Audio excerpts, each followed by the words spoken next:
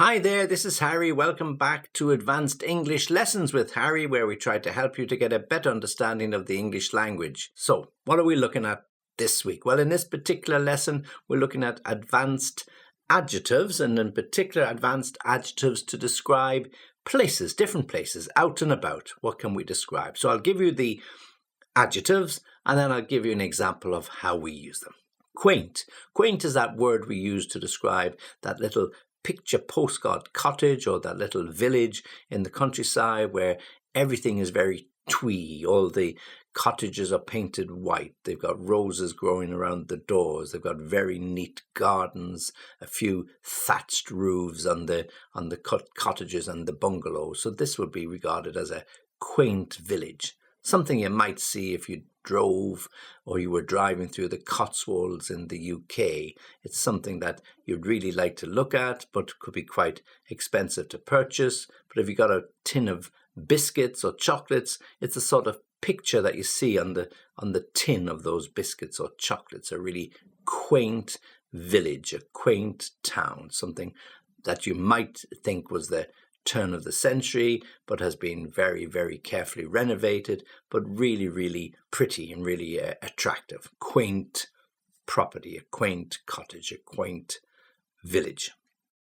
Awe-inspiring. When we use the word awe-inspiring, we're usually referring to a view. Okay, so if you stand on the top of a mountain, on a high building, or on a hill overlooking a city, it might look awe-inspiring. You look down on the city, you see how large it is, how modern it is, the old architecture meeting new architecture, how advanced the city is. So you could say that it is awe-inspiring.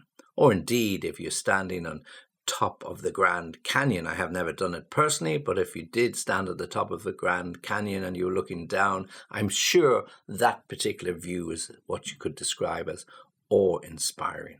Looking at the tall trees in the Yosemite Park, they could be also awe-inspiring. So a place that you really find very, very beautiful, very, very attractive. So it doesn't have to be a really popular place. It doesn't have to be a place as popular as Grand Canyon. It could just be somewhere simply that you find awe-inspiring. On top of a mountain with the sun shining on the snow-covered slopes when you're going to go skiing. That could be certainly awe-inspiring. It was for me the first time that I saw it. So you can use it in many, many, many different ways. Sprawling. When a city sprawls, it spreads out in every direction. I live in the city of Dublin at the moment, and we could call that a sprawling city because we don't allow for very high development, so very few buildings are over 7 or 8 stories high. So as a result, the city spreads out far and wide, so it would be considered to be a sprawling city. So almost one city connects with the other, and when you're living in the suburbs, you're not so far from the city because they're all connected, but you have to drive and you get stuck in traffic because the city sprawls and the connectivity is not so good. So sprawling, widespread, something that goes for miles and miles in every direction, north, south, east and west. Ramshackle. When we describe a building as ramshackle, we sometimes referring to a slum. A ramshackle building is something that is falling down, that perhaps is not fit for humans to live in, but people do live there because they've got no alternative. The roof could be falling in. There could be holes or damage to the walls. The windows may be cracked and broken. The floorboards may be damaged or just not covered. So everything about the property is wrong. Everything about the property is unattractive. So you could describe it as a ramshackle building. So these could be slums where people are living without paying rent. They could be slums where people are living because they can't afford, unfortunately, rents in better qualified or better built apartments or homes. So whatever it is, we could describe it as ramshackle. Now, we could just loosely describe some properties as ramshackle when we're trying to describe something as not so attractive, or a ramshackle building made of wood that was built at the turn of the last century and has seen better days. So that's a way an author might describe something that he comes across that he's not quite sure. Is there anybody living in it? A tenement block of buildings that were built around the 1900s, those that still exist, well, they could certainly be described as ramshackle if they haven't been upgraded, updated, and refurbished in the last 30, 40, 50 years. So ramshackle. Okay, next, secluded. Well, when something is secluded, it's usually hidden away from the public. Okay, so somebody who has a lot of money or is very publicity shy might want to live in a secluded residence. So their home could be surrounded by high walls, tall fences, tall trees, something that is not obvious from the road. So when you drive past, you might look at it and think, I wonder who lives there. But you will never see the person because they drive in and out, the gates open electronically, they close behind them, and you would not be able to scale or to climb the walls without causing some confusion, of course. So you're not able to see who lives there. So they live in a secluded residence.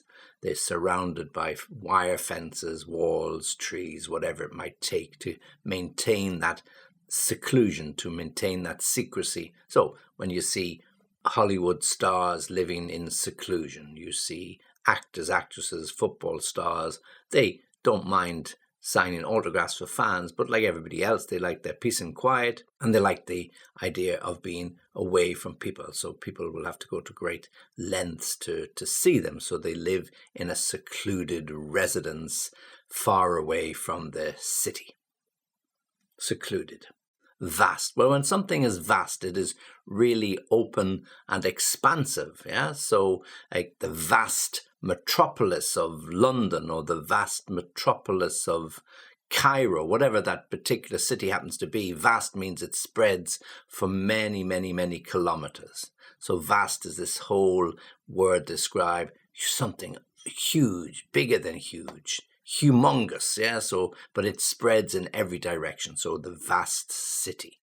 Oh, London is a vast city. You couldn't possibly see it in 3 days. You really need to come 2 or 3 times. So this is what you'd advise visitors. So come for the first visit and see something, and then in the next visit, something else. So eventually over a few visits, you get to see the vastness of the city, how far it spreads.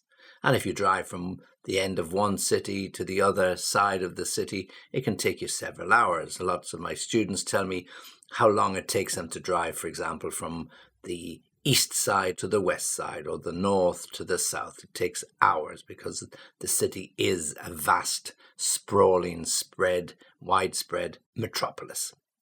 Overpopulated. Well, when something is overpopulated, it just simply means there are too many people living there.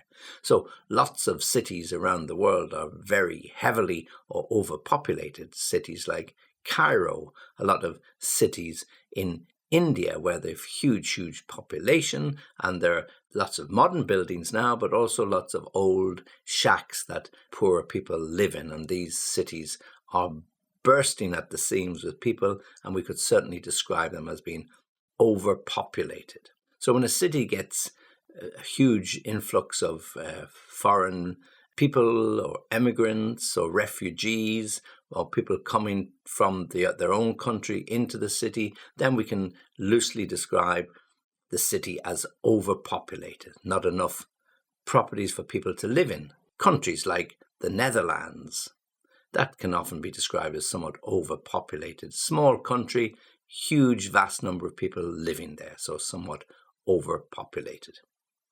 Bleak. Something bleak is usually cold, dark, and wet. The weather can be very bleak. You can wake up in the morning, the clouds are low, the wind is blowing, the rain is lashing against the window. That's a bleak day, okay? So when something is bleak, then as a place to live, then it could be built of old, cold, grey slate, something that's not so warm when you look at it. It could be just bleak because of the weather conditions. So lots of places in the middle of the UK or in some parts of some older cities where they weren't so concerned about the architectural benefits of the properties, but they certainly built them just to accommodate people. These could largely be described as bleak. Oh, it's a bleak place to live, particularly in winter. The wind blowing, the rain coming down straight. Yeah, you want to be somewhere else. It's a bleak place to live. So cold, uninviting, not so attractive. Hectic. A hectic city or town is one that is full of hustle and bustle, people moving here and there and everywhere. So lots of large cities in Africa, lots of large cities in Asia where there's street markets, people going here and there on bicycles and rickshaws and motorbikes and scooters and cars and horses and carts, whatever it might be. These are hectic cities. You can hear the noise, beep, beep, beep, beep, the shouting, the screaming, just the daily activity of life in that particular city. So you could really describe it as hectic, okay? So a hectic place to live. Yeah, New York sometimes can be described as hectic because it's constantly on the go. As the song says, the city that never sleeps. So whenever you go to New York, you can get that sense of a hive of activity, the honking of the horns of the taxi drivers as they drive along Fifth Avenue or Times Square, just the hustle and bustle, the noise of the people, the flashing lights. It's a really hectic city to live in and to visit. Hectic. And then finally, scenic. Well, something can be scenic when you look down, something similar to awe-inspiring. So scenic, beautiful scenes of waterfalls. Niagara Falls comes to my mind. Lovely scenes of vast forests spreading over the mountains in every direction as far as the eye can see. Beautiful green trees. So they can be described as scenic. Or the snow-covered peaks of mountains, the green valleys below of a Swiss town or village. Again, very, very scenic. Something that brings up images of beauty in some place relaxing and quiet and peaceful where you'd like to spend a few weeks or even a few months. Okay, so scenic. All right, so we've got 10 advanced adjectives describing different places. Let me give them to you one more time. Vast, huge, spreading for far and wide. Secluded, very quiet, peaceful, away from people's view, away from those paparazzi who might be trying to take photographs of well-known people. Awe-inspiring, something that's of real beauty, standing on top of the Grand Canyon and looking down.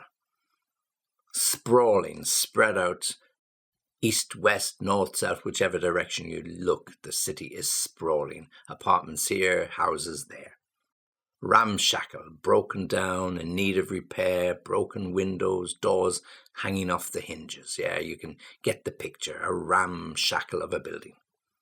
Quaint, very pretty, very neat, very tidy, that typical little Cotswold cottage in the UK, yeah, quaint. Overpopulated, big cities, lots of people, very hard to move around, traffic everywhere, blocked roads, buses getting stuck. That's an overpopulated city. Bleak, wet, grey, dull, miserable, windy, cold. I can go on, but that certainly describes a bleak place.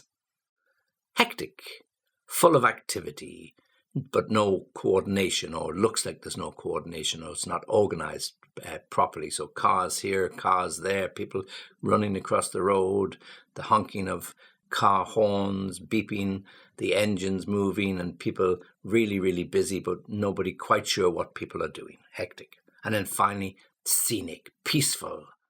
You can sit back and relax, breathe in the fresh air, no noise, maybe perhaps the noise of a bird singing in the background. Scenic. Okay, so there are your 10 advanced adjectives to describe places. Try to practice them, try to understand what they mean and what they refer to. Have a look at some books or some pictures and try to see, can you match those particular words and descriptions with the pictures that you look at? It's a good way to practice. It's a good way to try. If you have any questions, you need any more examples, you know where I am. You can contact me. As always, really appreciate it when you join us. Really appreciate you watching. Join me again soon.